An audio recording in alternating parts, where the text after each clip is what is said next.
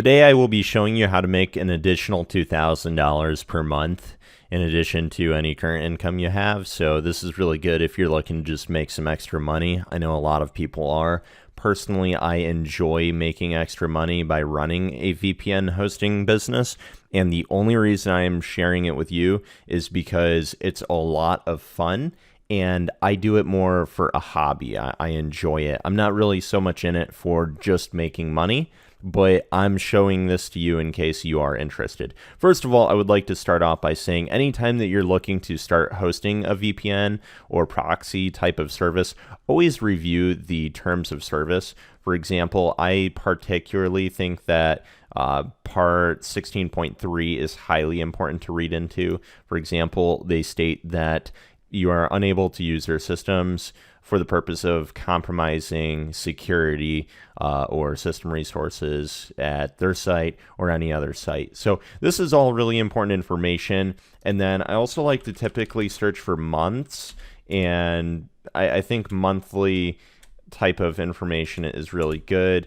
And then I also like to search up retain, and I also like to search up retention.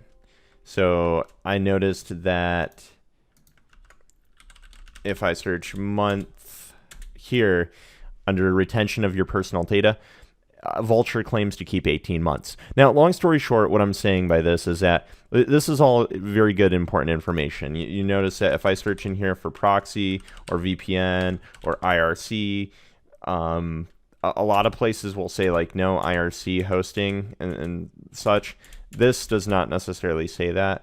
So I definitely like this. So they also have a use policy, which I highly recommend looking at the use policy, because that use policy is going to talk a little bit about VPN proxy possibly, but yeah, no, I didn't even see it in here. So really, they don't want infringement, it looks like, and they don't want spam. It does talk a little bit in here about, I think, like unauthorized port scanning for any reason is prohibited. You also have your privacy policy, which I like to search for IP address, and they collect the following information to their site. So yeah, this is all pretty typical. It's pretty normal stuff to look at. You can go ahead and look through all their other legal policies and whatnot when you're researching where to host your VPN service. And I know that this is kind of not the fun, exciting part of all of this, but I will tell you that this is important before you start the process. There's no point in spending a month in getting everything launched and you have maybe, let's say, 500 users that are all paying you, and then all of a sudden you get your hosting provider coming out to tell you, hey, actually, we're shutting you down. Well, what? I have paying customers. This cannot happen. How? Like, thanks a lot, right? So that's never a good feeling. Trust me, learn from life lessons of others before you make the same mistakes, right?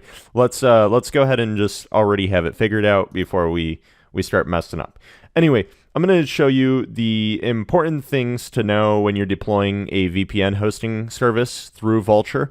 Firstly, I would say always go dedicated cloud. That's going to assure that you have dedicated resources. If you're not going to go with dedicated cloud for cost reasons, I would recommend high frequency. High frequency is going to cost a little more than cloud compute. You're going to give your users a little bit more stability. And I think at the end of the day, stability is highly important. Keep in mind that when selecting a plan through high frequency, you want to calculate out the bandwidth.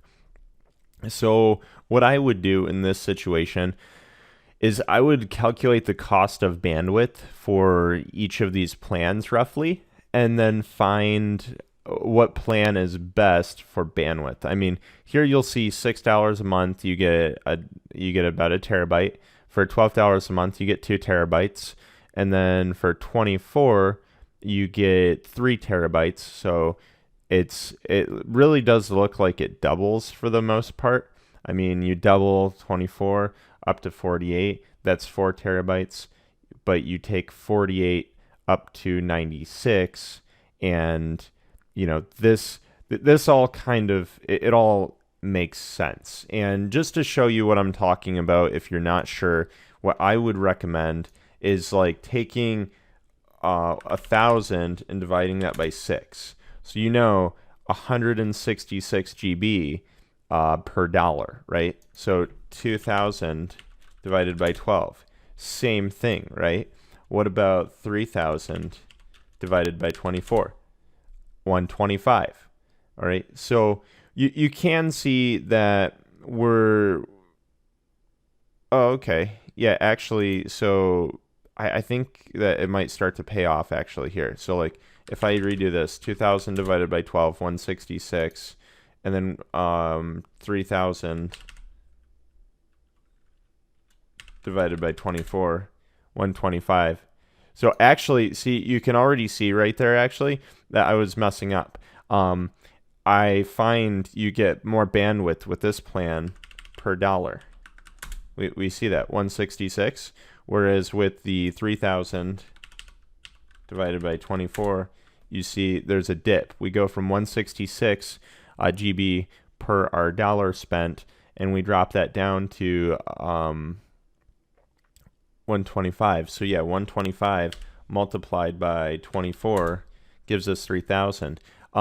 If we do 4,000 divided by 48, that's 83. So we can definitely see that our bandwidth, like what we're getting, is going down. So here we do 5,000 divided by 96. So now we're looking at 52 gigabytes per dollar spent. So if I do 52 gigabytes times 96, that does give me that 5,000. Now, let me ask you a question. The more you pay, are you really getting more bandwidth per dollar? The answer is no.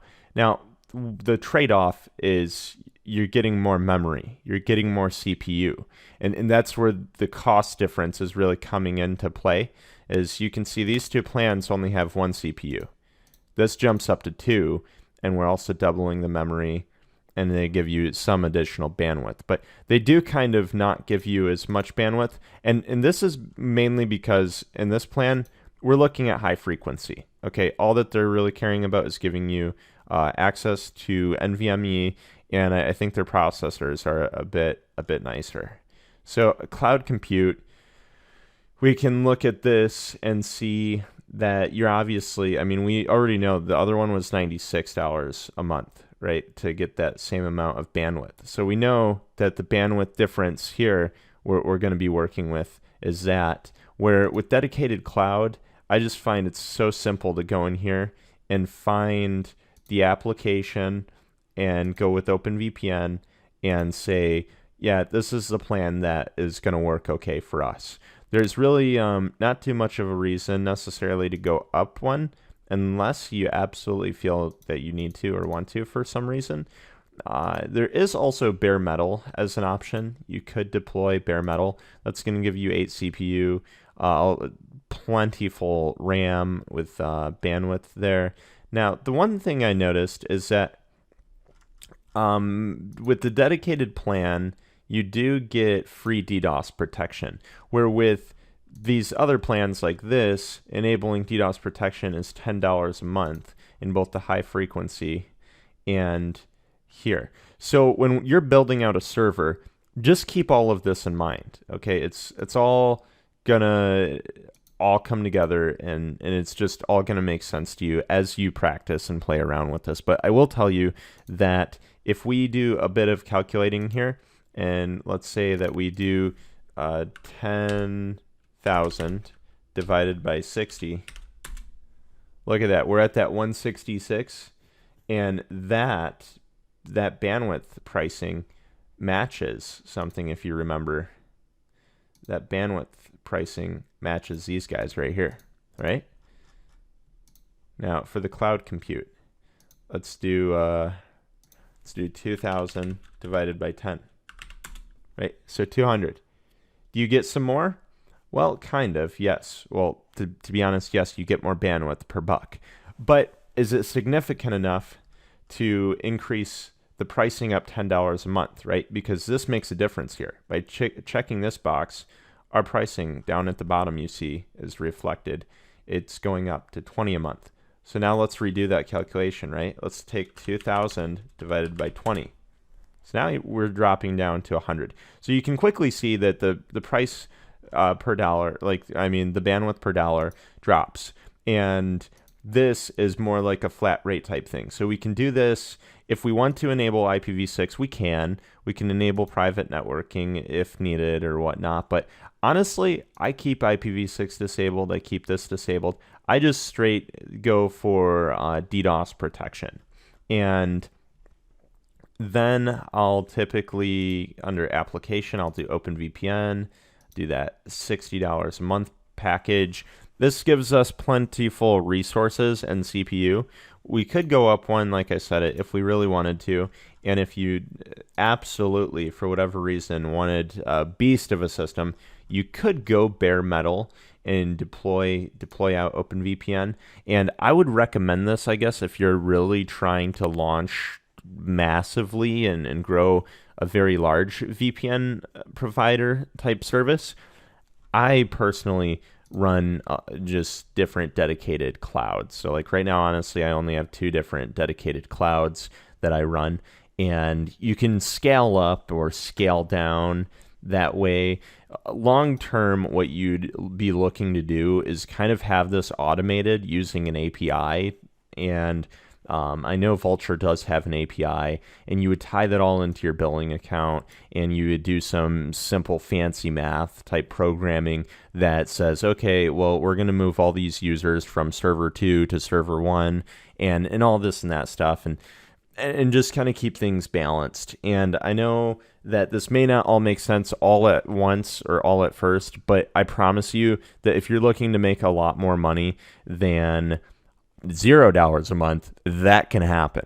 I'm not going to promise you you're going to make $1 million. I'm not going to promise you you're going to make 500,000.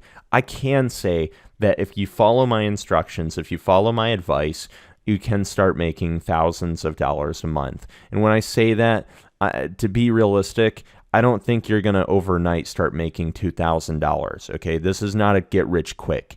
This is if you do a little bit of work here and there throughout the month and the next month, you can get to a point where you are pulling in $2,000 a month. As to your expenses, I'm guessing right around starting off 60 a month, but then that might get up to 120 a month as you get into deploying 2 separate servers. And you may end up scaling up to 3 a month. So the thing about it that's really cool, though, is that as you grow, you can pick and choose how efficient you want your hosting to be.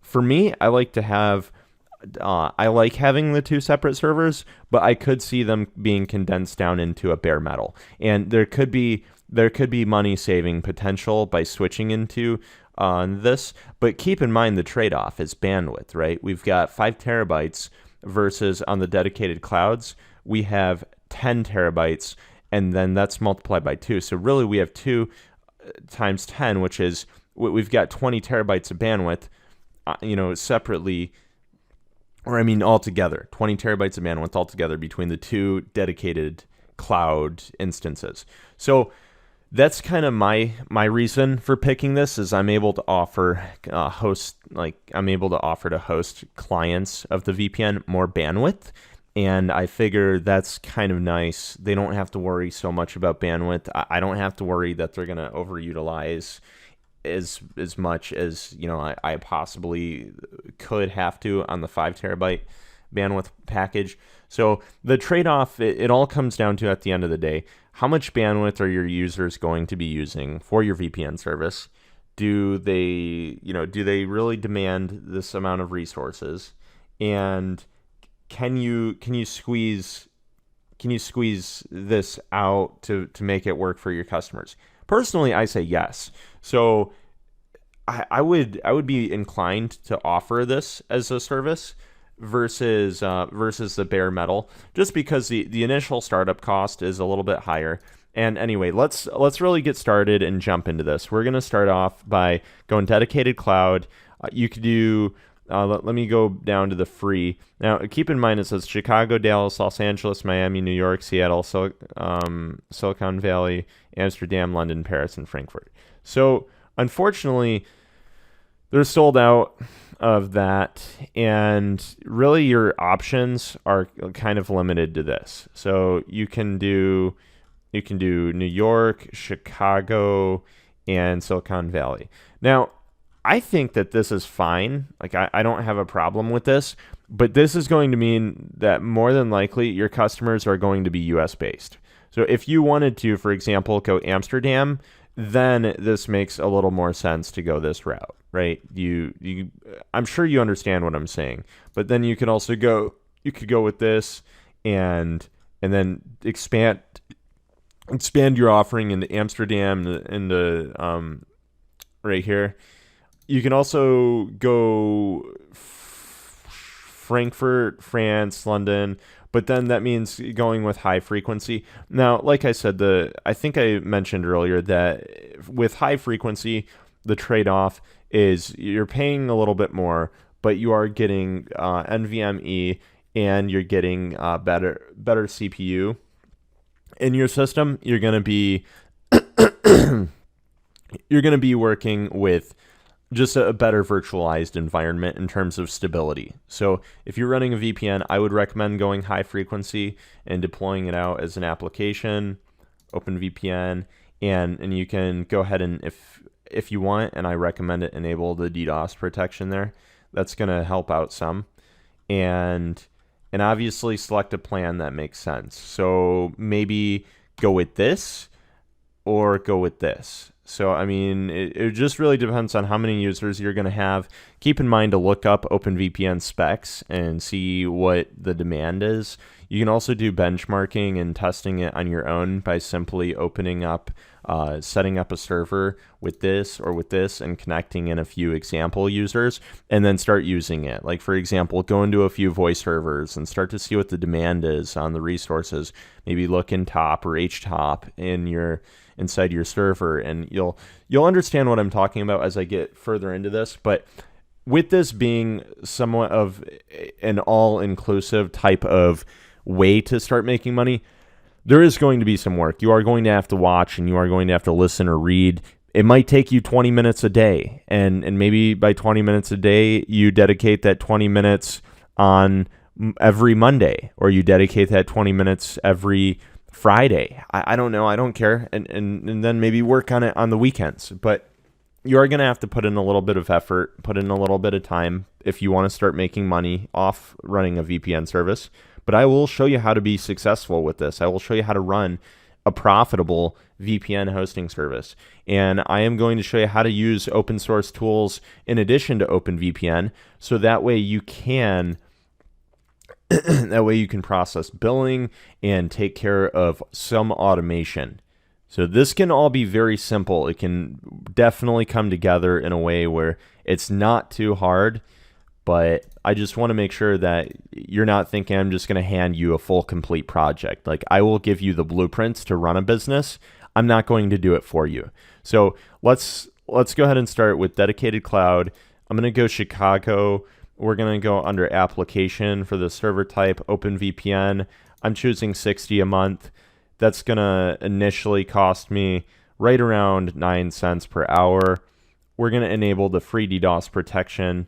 And for the VPN server name, I'm going to say Roscoe. Deploy now.